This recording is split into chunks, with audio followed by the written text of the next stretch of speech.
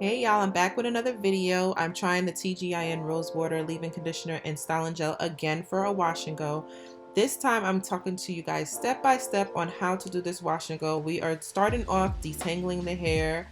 And I do this because this is what's going to help your wash and go to be popping. You need to detangle your hair in sections first. For my girls, that hair likes to tangle up at the roots. You want to make sure the roots are detangled, your hair is saturated with water, and you're starting off with small sections. I like to start off with smaller sections because I want definition. Do you want definition?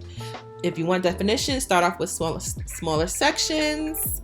And you can try the raking method to apply the products. If you are a type 4 curly that hair does not define or start to clump as you put the products in, you want to maybe make sure that you are shingling or even doing a little bit of a finger coil at the ends. I like to work in little sections, no, not little sections, but sections, because my hair is very thick. And that's how I get optimum definition. So I like to work on saturated hair. We let the leave-in sit for a little while, like I like to do. If you check out my other wash and go video that I did with my daughter, you'll see that that's a fave of mine. And I don't necessarily have to be in the shower to achieve a really defined wash and go.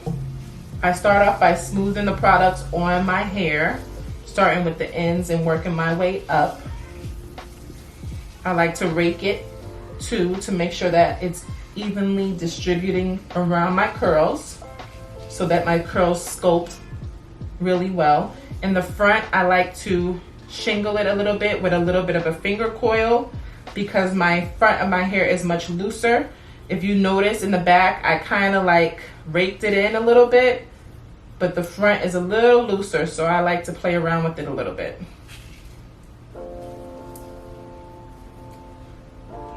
It's a shingle and a finger coil like this, and then I take the end and I finger coil the end.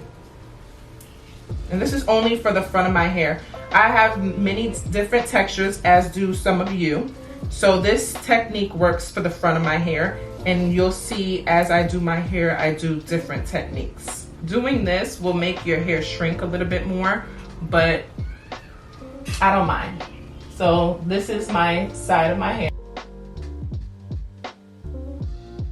So we're gonna continue to do this in each section, but we're gonna use whatever method works for that texture of your hair. So you're gonna try to use your raking method, whatever method works for you. We just trying to get your hair popping, sis. We want you to go outside and people are gonna be like, "Ooh, girl, your hair look good, it look cute," or whatever, you know? So if your hair clumps easily, do the raking method, right?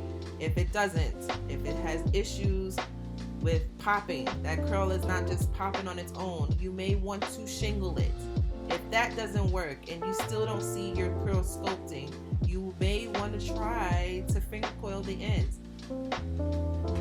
Now we are done with our wash and go. As you can see, this side has clips in it. I do this to separate my hair and lay those hairs down so that my part can stay where it needs to stay. And it also helps to give you that dimension and volume. It also helps with that dimension and volume. Okay, so this is my wash and go. Another perfecto wash and go. Ew. So now it's drying time. I don't usually sit under the dryer, so what I usually do is I air dry as much as I can. So I'm going out, I have to go to Sam's Club, get some more food for the house, and it is hot outside, so it's gonna start drying. Usually if it's still not dry completely, I will go in with my diffuser on my roots because that's usually the last place that it finishes drying. I'm gonna let I don't know why the clips don't want to go in right. Okay, so this is the wash and go. This is my curls. curls popping or whatever. These are the curls.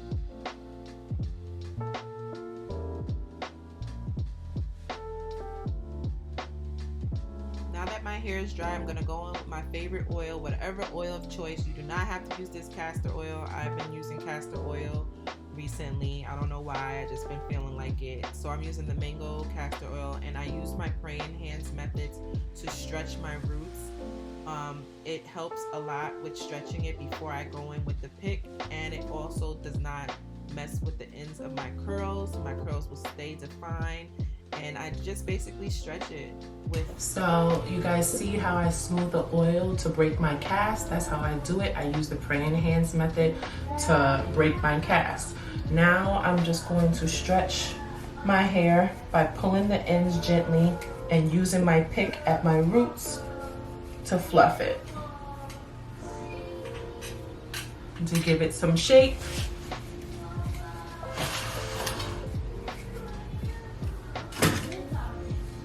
And you could play in it a little bit with, as long as your hands are coated with oil. It shouldn't do anything wrong. Now I'm gonna take these out. And you can see how it's laying better because I put those clips in. If you like what you see here, make sure you like and subscribe, and stay tuned for more videos, weekly videos that will have your curls popping.